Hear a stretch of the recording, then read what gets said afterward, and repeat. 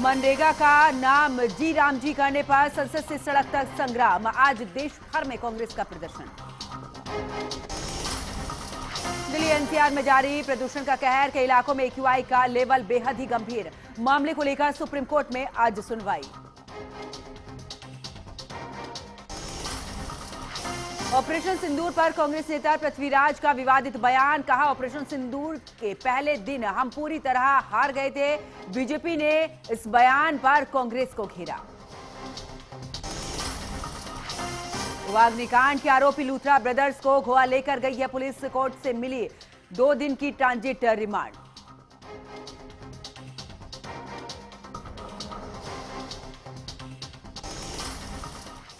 नमस्कार, आप देख रहे हैं एचएनएन न्यूज। मैं हूं आपके साथ पंकज यादव। शुरुआत करते हैं। प्रधानमंत्री नरेंद्र मोदी जॉर्डन का दौरा पूरा करने के बाद इथियोपिया पहुंचे हैं, जहां पर इथियोपिया के पीएम अबी अहमद अली ने नेशनल पैलेस में उनका औपचारिक स्वागत किया है। नेशनल पैलेस में दोनों नेताओं के द्विपक्षीय बैठक की है। बैठक के दौरान प्रधानमंत्री नरेंद्र मोदी ने कहा कि इथियोपिया आकर उन्हें बेहद खुशी महसूस हो रही है।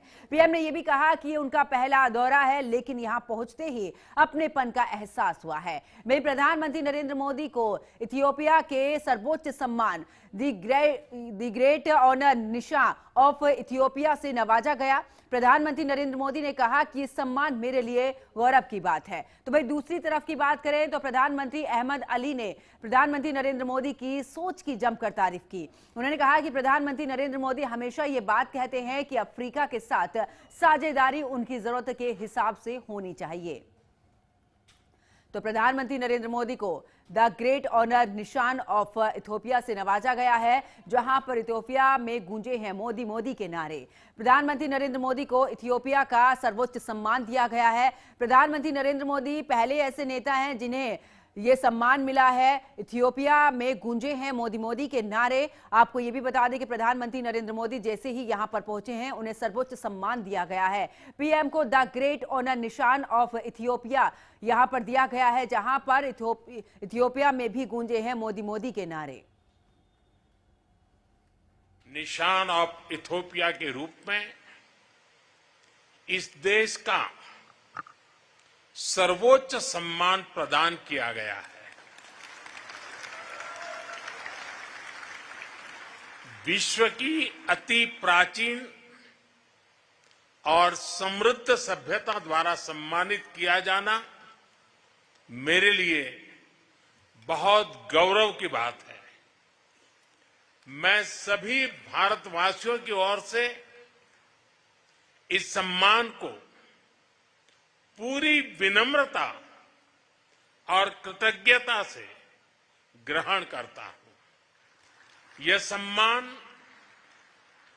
उन अनगिनत भारतीयों का है जिन्होंने हमारी साझेदारी को आकार दिया। 1896 के संघर्ष में सहयोग देने वाले गुजराती व्यापारी हो, इथियोपियन मुक्ति के लिए लड़ने वाले भारतीय सैनिक हो, या शिक्षा और निवेश के माध्यम से भविष्य संवारने वाले भारतीय शिक्षक और उद्योगपति। और यह सम्मान उतना ही इथियोपिया के हर उस नागरिक का भी है जिसने भारत पर विश्वास रखा और इस संबंध को हृदय से समृद्ध किया। फ्रेंड्स, आज इस अवसर पर मैं अपने मित्र प्रधानमंत्री अबी अहमद अली का भी हृदय से आभार व्यक्त करता हूं। तो प्रधानमंत्री नरेंद्र मोदी ने यहां पर कहा है कि जिस तरीके से वो यहां पहुंचे हैं, उसके बाद उन्हें जो सम्मान दिया गया है उसके लिए उन्होंने इसको लेकर भी आभार जताया है। अब चलिए आगे बात करते हैं, जहां पर राष्ट्रपति द्रौपदी मुर्मू का तमिलनाडु का दौरा रहेगा। आपको बता दें कि वेलोर में गोल्डन टेम्पल में दर्शन करेंगी, मंदिर परिसर में ध्यान मंडप का उद्घाटन भी करेंगे। राष्ट्रपति द्रौपदी मुर्मू के दौरे को लेकर सुरक्षा कड़ी कर दी गई है। तो बड़ी खबर, जहां पर राष्ट्रपति द्रौपदी मुर्मू के दौरे को लेकर सुरक्षा कड़ी कर दी गई है, वहीं आपको ये भी बता दें कि आज राष्ट्रपति द्रौपदी मुर्मू का तमिलनाडु का दौरा रहने वाला है। ऐसे में तमाम तैयारियां वहां पर कर दी गई हैं। वेलोर में भी जाएंगी राष्ट्रपति द्रौपदी मुर्मू, मंदिर परिसर में ध्यान मंडप का उद्घाटन भी करेंगी। तो राष्ट्रपति द्रौपदी मुर्मू के दौरे को लेकर भी अब तमाम व्यवस्थाएं दुरुस्त कर दी गई हैं। वेलोर में गोल्डन टेम्पल में दर्शन करेंगी। इस वक्त की बड़ी खबर, राष्ट्रपति द्रौपदी मुर्मू का आज तमिलनाडु का दौरा है। वेलोर में गोल्डन टेम्पल में दर्शन करेंगी, साथ ही मंदिर परिसर में ध्यान मंडप का उद्घाटन भी करेंगी। राष्ट्रपति द्रौपदी मुर्मू के दौरे को लेकर भी सुरक्षा व्यवस्था चाक चौबंद कर दी गई है। तो आज उनका तमिलनाडु का दौरा रहेगा। वेलोर में भी गोल्डन टेम्पल में दर्शन करेंगी, मंदिर परिसर में ध्यान मंडप का उद्घाटन करेंगी। इसके अलावा सुरक्षा व्यवस्था भी उनके दौरे को लेकर फिलहाल कड़ी कर दी गई है। तो राष्ट्रपति द्रौपदी मुर्मू का आज दौरा रहने वाला है तमिलनाडु का। मंदिर परिसर में ध्यान मंडप का उद्घाटन भी राष्ट्रपति करेंगी। इसके अलावा आपको बता दें कि राष्ट्रपति के दौरे को लेकर सुरक्षा व्यवस्था भी चाक चौबंद कर दी गई है।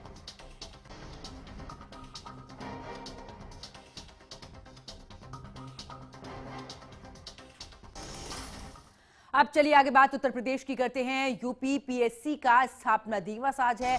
लखनऊ में पीएससी स्थापना दिवस समारोह, जहां पर मुख्यमंत्री योगी आदित्यनाथ कार्यक्रम में शामिल होंगे। डीजीपी राजीव कृष्ण भी कार्यक्रम में शामिल होंगे। तो बड़ी खबर आपको बता रहे, जहां पर मुख्यमंत्री योगी आदित्यनाथ भी शामिल होंगे, डीजीपी राजीव कृष्ण भी इस कार्यक्रम में मौजूद रहेंगे। तो यूपी पीएससी का स्थापना दिवस आज है, जहां पर आपको बता दें कि लखनऊ में पीएससी स्थापना दिवस समारोह। इसके अलावा सीएम योगी आदित्यनाथ कार्यक्रम में शामिल होंगे। इसके साथ ही डीजीपी राजीव कृष्ण भी इस कार्यक्रम में मौजूद रहेंगे। तो यूपी पीएससी का स्थापना दिवस आज है, जहां पर बता दें कि लखनऊ में पीएससी स्थापना दिवस समारोह, मुख्यमंत्री योगी आदित्यनाथ भी समारोह में शिरकत करेंगे, यानी कि इस कार्यक्रम में शामिल होंगे। साथ ही डीजीपी राजीव कृष्ण भी कार्यक्रम में मौजूद रहेंगे। तो यूपी पीएससी का स्थापना दिवस आज है। और साथ ही आपको ये भी बताते चलें कि इस स्थापना दिवस में मुख्यमंत्री योगी आदित्यनाथ पहुंचेंगे। इसके अलावा डीजीपी राजीव कृष्ण भी कार्यक्रम में शामिल होंगे। इस वक्त की बड़ी खबर, जहां पर बता दें कि उत्तर प्रदेश में मुख्यमंत्री योगी आदित्यनाथ भी इस कार्यक्रम में मौजूद रहेंगे। जिस समय पर यह कार्यक्रम होगा, तो पीएससी का स्थापना दिवस जिसमें पहुंचेंगे मुख्यमंत्री योगी आदित्यनाथ। इसमें साथ ही आपको ये भी बता दें कि मुख्यमंत्री योगी आदित्यनाथ के अलावा इस कार्यक्रम में डीजीपी राजीव कृष्ण भी मौजूद रहेंगे। तो दिल्ली एनसीआर में जारी प्रदूषण का कहर, जहां पर कई ऐसे इलाके एक्यूआई का जो लेवल है बेहद ही गंभीर श्रेणी में बना हुआ है। ग्रेड 4 के बावजूद प्रदूषण गंभीर है, यानी कि प्रदूषण के कारण दिल्ली में उड़ानें भी काफी प्रभावित हो रही हैं। हवा की गुणवत्ता में सुधार नहीं, लोग काफी परेशान नजर आ रहे हैं। मामले को लेकर सुप्रीम कोर्ट में भी आज सुनवाई होगी। पोल्यूशन की याचिकाओं पर भी आज सुनवाई होगी। तो दिल्ली एनसीआर में वायु प्रदूषण खतरनाक स्तर पर पहुंच चुका है। ऐसे में जिस तरीके से फोग जमा हुआ है, एक दूसरी तरफ प्रदूषण है, कई ऐसे हवाई यात्रा भी हैं जो कि रद्द कर दी गई हैं, यानी कई ऐसे इलाके जहां पर एक्यूआई बेहद ही गंभीर श्रेणी में बना हुआ है। ग्रेड 4 के बावजूद प्रदूषण गंभीर है, हवा की गुणवत्ता में सुधार नहीं है, लोग काफी परेशान नजर आ रहे हैं। अब इस मामले को लेकर सुप्रीम कोर्ट में भी आज सुनवाई होगी। पोल्यूशन की याचिका पर आज सुनवाई होगी। दिल्ली एनसीआर, इसके अलावा आसपास के जो इलाके हैं, इस समय पर बढ़ते हुए प्रदूषण की वजह से इनके हाल बेहाल हो गए हैं। इस मामले में कई याचिकाएं लगाई गई हैं। इन्हीं याचिकाओं पर भी आज सुप्रीम कोर्ट में सुनवाई होगी। तो दिल्ली एनसीआर में जारी प्रदूषण का कहर, ऐसे में कई इलाके जहां पर एक्यूआई का लेवल बेहद ही गंभीर श्रेणी में बना हुआ है,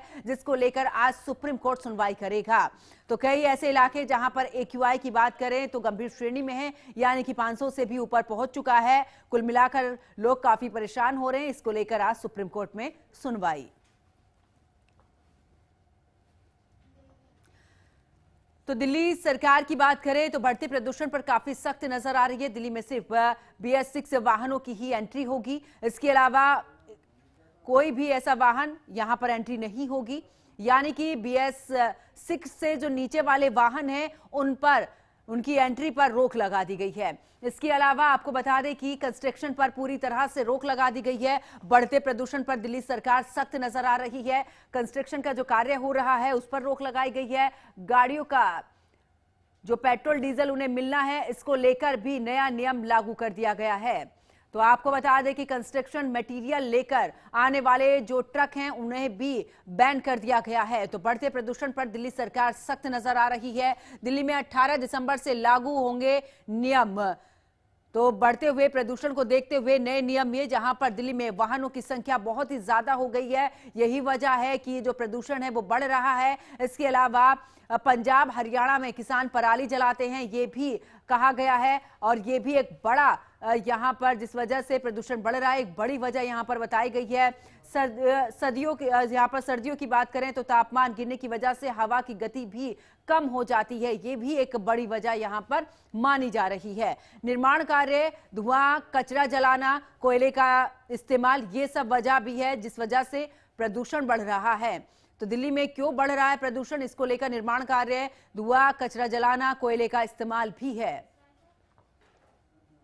तो AQI 200 से 300 के बीच में तो खराब श्रेणी में है यहां पर ग्रेप 1 लागू।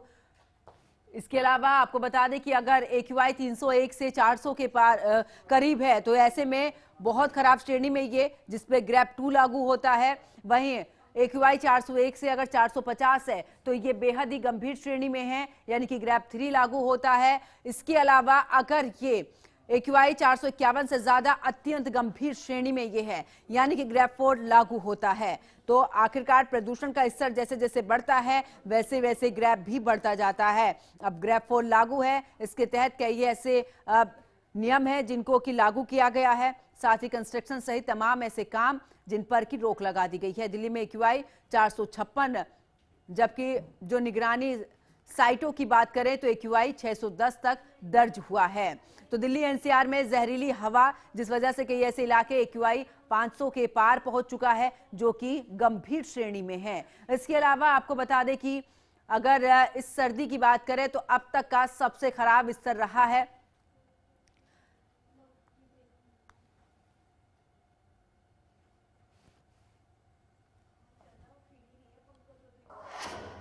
फिलहाल यहाँ एक छोटे से ब्रेक के लिए रुकते हैं, ब्रेक के बाद फौरन हाजिर होते हैं।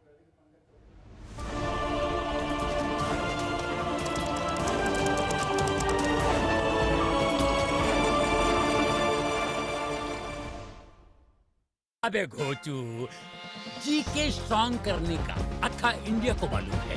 पेट सफा, हर रोग दफा, एक ही जगह। मुल्तानी घोका कॉफ सिरप, इसके तुलसी जैसे गुणकारी तत्व तुरंत असर दिखाएं और खांसी को कहें गुड बाय। मुल्तानी घोका कॉफ सिरप।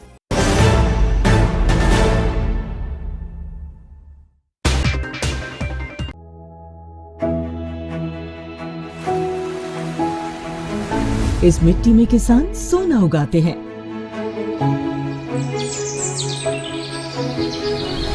ये जंगल बहादुरी की कहानी कहते हैं और यहाँ के लोग उम्मीद का नया अध्याय लिखते हैं। छत्तीसगढ़ बदल रहा है, जिसकी हर तस्वीर दिखाएंगे हम अब नए अंदाज में।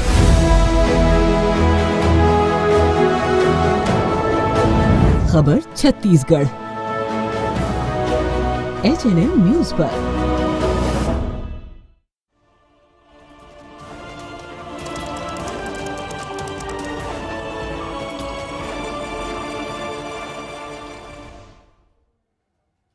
तो ब्रेक के बाद आप सभी का स्वागत है। बढ़ते अगली खबर की तरफ, जहां पर लखनऊ के PGI क्षेत्र में बड़ा हादसा।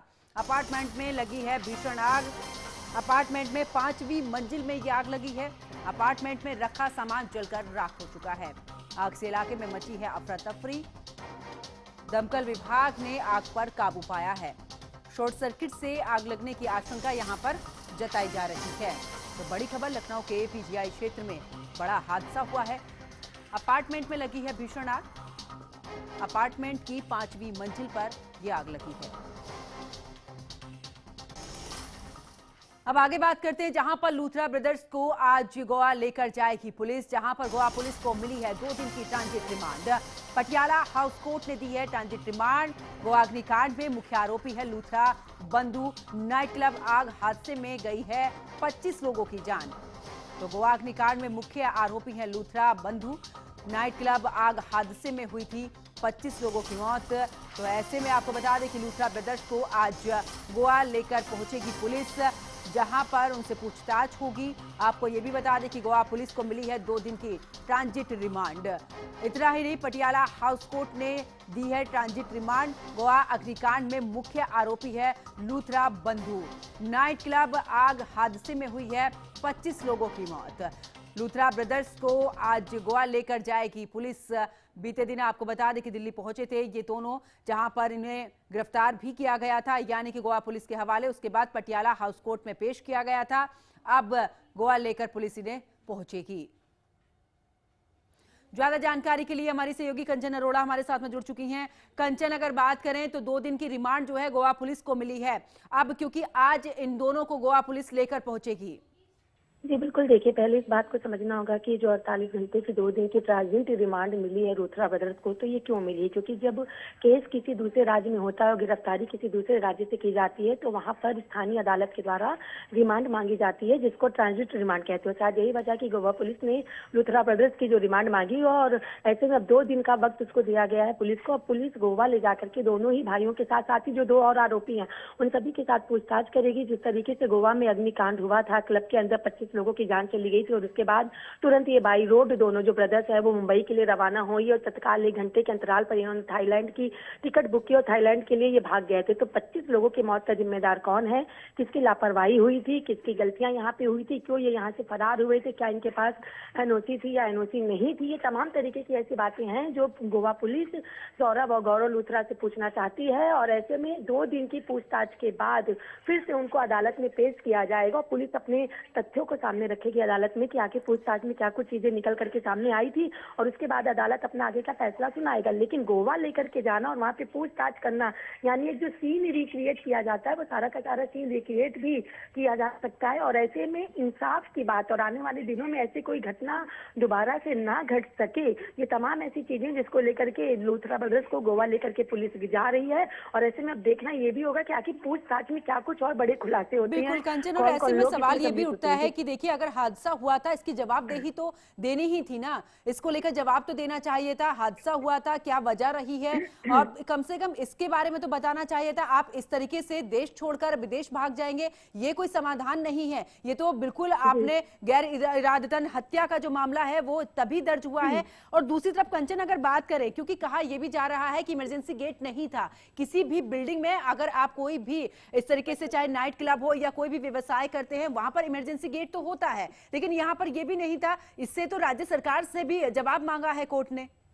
ये बिल्कुल, देखिए सवाल तो जरूर खड़े होते हो, सवाल खड़ा होना लाजमी भी है कि कहीं पर अगर आप इस तरीके से नाइट क्लब कर रहे हैं जहाँ पे लोग पार्टियां करते हैं, जहाँ पे अपने आप में एंजॉयमेंट करते हैं और वहाँ पर अगर आपके पास इमरजेंसी एग्जिट नहीं है, और वो भी उस वक्त जब वहाँ पे डांसर डांस कर रही थी और दिल्ली से कई लोग भी वहाँ पे गए, तो गोवा एक ऐसा मतलब वेकेशन हिल स्टेशन है कि जहाँ पे लोग अमूमन पहुंचते और अपनी छुट्टियों को एंजॉय करते। वहाँ पर अगर इतनी बड़ी लापरवाही हो रही है और एक साथ 25 लोगों की जान जा रही है तो जवाबदेही तो बनती है। लेकिन वजह क्या रही है, क्या इसमें राज्य सरकार का हस्तक्षेप रहा है? हालांकि कोर्ट ने राज्य सरकार, गोवा सरकार से भी सीधे तौर पर जवाब मांगा है, लेकिन लूथरा ब्रदर्स की जिम्मेदारी इसलिए भी बढ़ जाती क्योंकि वो सीधे तौर पर विदेश की ओर फरार हो गए थे। यानी अपनी जवाबदेही को ना देना, जिन 25 लोगों की जान गई उसके पीछे का जिम्मेदार कौन है, क्या क्या कमियां उस नाइट क्लब में रह गई थी और उस जो कमियां थी उस कमियों की आड़ में किसका संरक्षण मिल रहा था, ये बहुत बड़ा सवाल उठता है कि क्या इसके पहले भी इस तरीके की चीजें देखने को मिली थी। क्योंकि अगर कहीं पर कुछ ऐसा नाइट क्लब या कोई ऐसी चीजें चलाई जाती है तो कई तरीके की एनओसी होना बहुत ज्यादा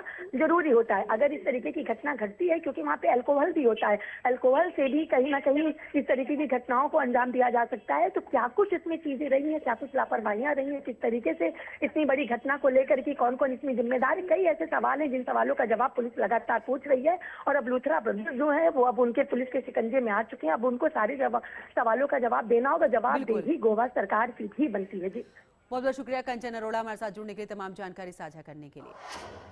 फिलहाल रुकते हैं ब्रेक के लिए, ब्रेक के बाद फौरन हाजिर होते हैं।